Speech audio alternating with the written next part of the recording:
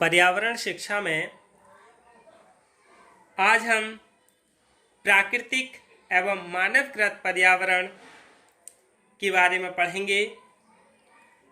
अब तक हमने पर्यावरण को दो भागों में पढ़ा था, यानी प्राकृतिक पर्यावरण और मानवकृत पर्यावरण, नेचुरल इन्वायरमेंट और मैन मेड इन्वायरमेंट।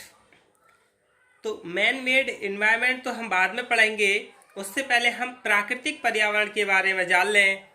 प्राकृतिक पर्यावरण यानी नेचुरल इन्वायरमेंट दो प्रकार का होता है, अजैविक पर्यावरण और जैविक पर्यावरण।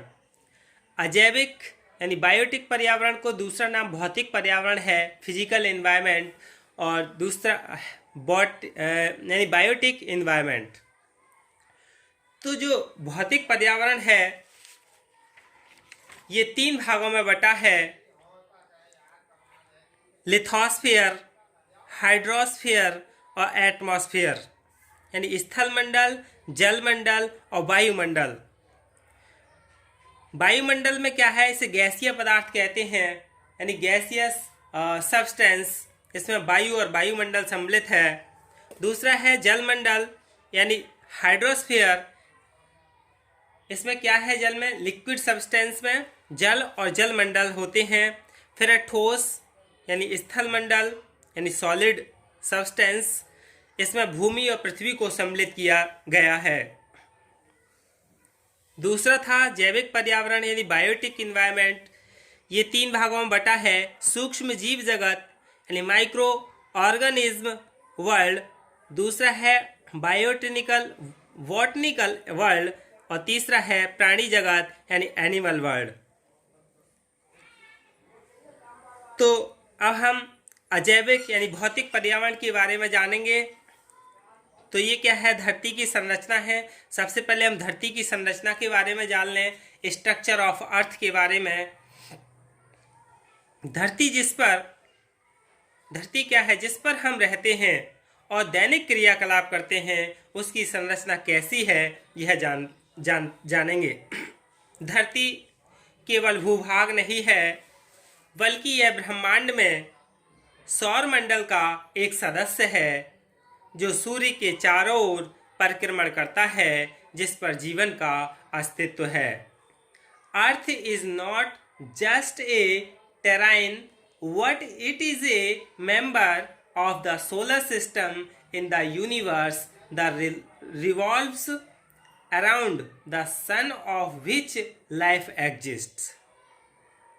यानी इसकी संरचना बहुत जटिल है एवं इसका आकार नारंगी के समान है,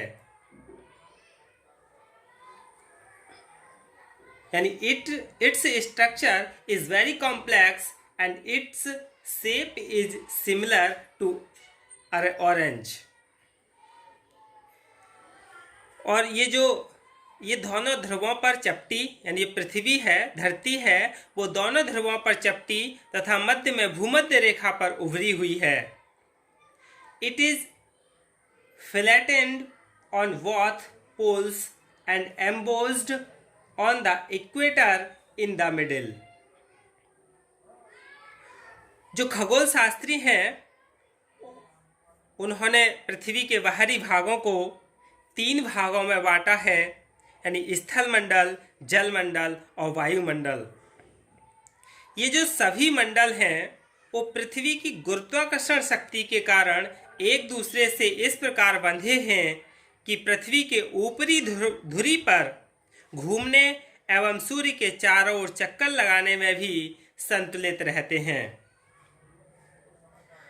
All the circles are tied to each other due to the gravitational power of the earth in such a way that the earth would be balanced even on its axis and revolve around the sun।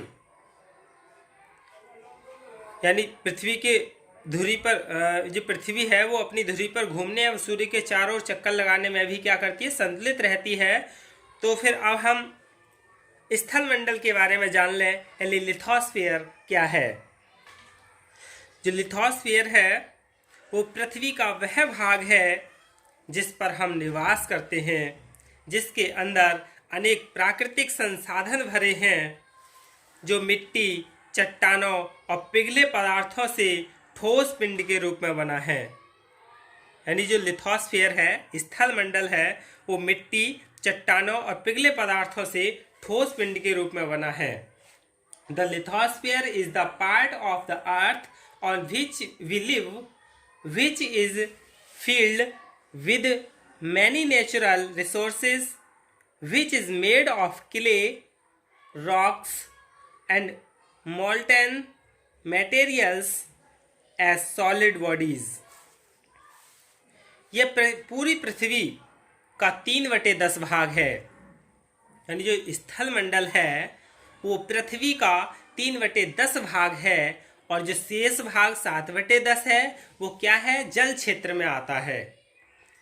पृथ्वी के ठोस भाग की जो आंतरिक संरचना है उसके बारे में हम जान लेते हैं।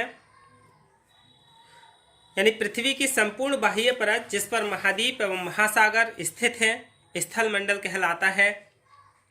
पृथ्वी के कुल 29% यानी 3/10 भाग पर स्थल तथा 71% भाग यानी 7/10 भाग पर जल है।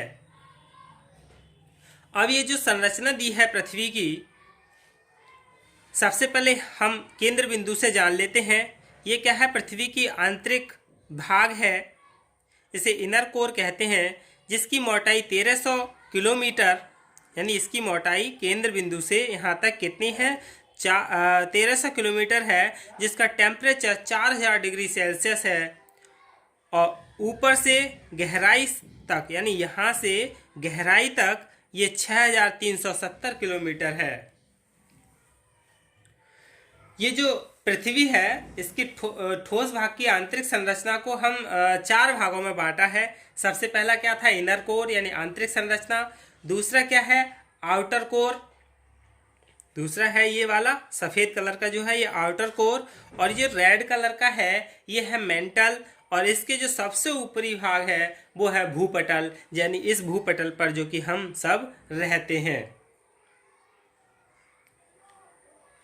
पृथ्वी के अब हम जो इनर कोर था आंतरिक भाग, इसके बारे में जान लिया, जिसकी मोटाई आंतरिक भाग की कितनी है, 1300 किलोमीटर, और भूपटल से यानी ऊपर से अंदर तक इसकी मोटाई कितनी है, 6370 किलोमीटर है यानी गहराई, और जिसका टेम्परेचर 4000 डिग्री सेल्सियस है, जो ऊपर आते आते 40 से 45 डिग्री सेल्सियस रह जाता है।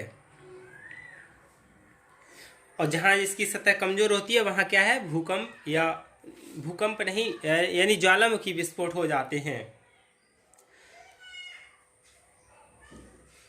इसे हम किससे व्यक्त करते हैं, इनर कोर को जी से व्यक्त करते हैं। यानी इनर कोर को हम जी से दर्शाते हैं। आंतरिक सतभाग भी कहा जाता है। इस भाग की मोटाई 1300 किलोमीटर और पदार्थ का घनत्व 13 ग्राम प्रति घन सेंटीमीटर है। दूसरा है आउटर कोर यानी सफ़ेद कलर का जो है। इनर कोर जी के चारों ओर, यानी जो इनर कोर था जी, इसके चारों ओर जो आउटर कोर है, पिघले हुए पदार्थ का भाग ई और एफ है, यानी जो पिघला हुआ पदार्थ ई और एफ है, जिसकी मोटाई लगभग 2080 किलोमीटर है, इसे आउटर कोर कहते हैं। तीसरा है मेंटल। आउटर कोर से ऊपर यानी की ठोस परतों को मेंटल कहते हैं, जिसकी कुल मोटाई 2900 किलोमीटर है, यानी इसकी मोटाई कितनी है, 2900 किलोमीटर है। फिर इसके बाद चौथा है भूपटल यानी क्रस्ट, जिस पर हम रहते हैं, जिसकी क्रस्ट की मोटाई है 12 से 60 किलोमीटर।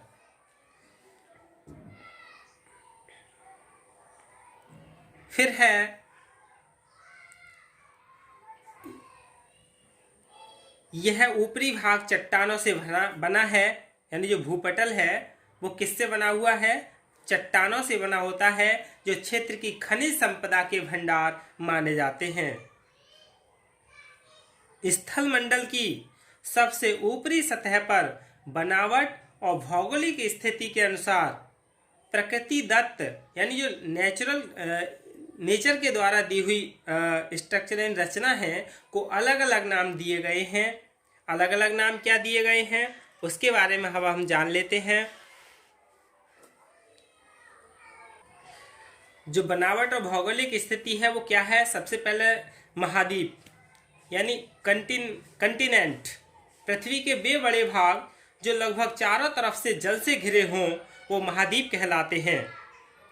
विश्व में कुल 7 महाद्वीप हैं जिनके नाम हैं एशिया, अफ्रीका, उत्तरी अमेरिका, दक्षिणी अमेरिका, यूरोप, ऑस्ट्रेलिया तथा अंटार्कटिका। ये हमें अच्छे से याद कर लेने चाहिए। यानी विश्व में कुल कितने महाद्वीप हैं? 7 महाद्वीप हैं। उन 7 महाद्वीप के नाम भी हमें याद होने चाहिए।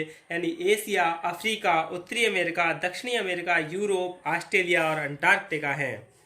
दूसरा है पहाड़ यानी माउंटेन, यानी पृथ्वी का जो भूपटल है उस पर माउंटेन भी होते हैं। भूपटल पर ऊंचे उठे हुए भागों से निर्मित चट्टानी स्थानों को पहाड़ कहते हैं। छोटी ऊंचाई वाले भाग पहाड़ी के नाम से यानी हिल के नाम से जाने जाते हैं। जिनकी ऊपरी भाग नुकीला होता है इन्हें चोटियां कहते हैं यानी पीक्स कहते हैं। विश्व की सबसे ऊंची चोटी माउंट एवरेस्ट है जिसकी ऊंचाई 8,848 मीटर है, यानी 8848 मीटर है माउंट एवरेस्ट की ऊंचाई। तीसरा है मरुस्थल यानी डिजर्ट्स। भारी रेत से बने भूभाग को मरुस्थल या रेगिस्तान कहते हैं। जहां पानी की बहुत कमी होती है वहां पेड़ पौधे व अन्य वनस्पतियां नहीं होती हैं, जिससे वहां की जनसंख्या यानी जो पॉपुलेशन है वो नहीं के बराबर होती है, यानी बहुत कम होती है। सहारा यानी उत्तरी अफ्रीका में है और थार मरुस्थल उत्तरी पश्चिमी भारत में स्थित है। यानी सहारा भी क्या है? एक मरुस्थल है। फिर है द्वीप यानी आइसलैंड्स। ऐसे भूभाग जो सभी ओर से पानी से घिरे रहते हैं द्वीप कहलाते हैं। जैसे श्रीलंका हिंद महासागर में है, आइसलैंड उत्तरी अटलांटिक में है। यानी ये क्या था? स्थल मंडल था और पृथ्वी की संरचना भी हमने जान ली। तो इसके बाद अब हम जल मंडल पढ़ेंगे। धन्यवाद।